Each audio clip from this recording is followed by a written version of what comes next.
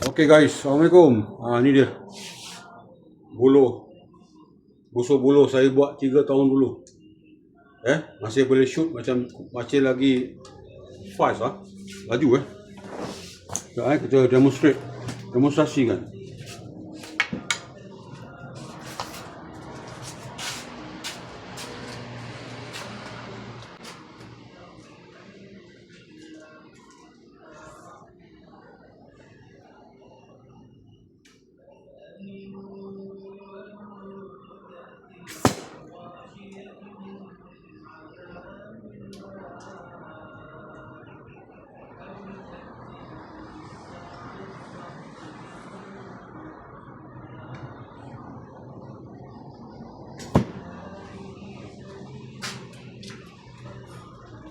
Boleh pergi dalam 50 meter pun boleh, tak ada masalah.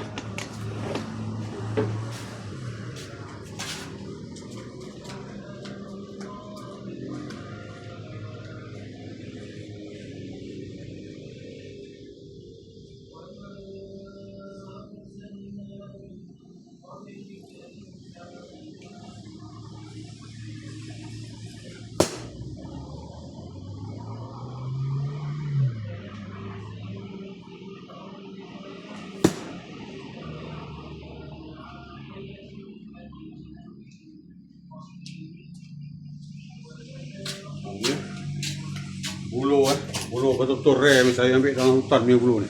Kalau buluh biasa tak boleh pakai tu. Buluh biasa kalau kita shoot banyak buat macam tata ke nak buat tu 25 pound 20 lebih. Ini 33 35 ni pound. Okay guys, enjoy. Selamat buka puasa.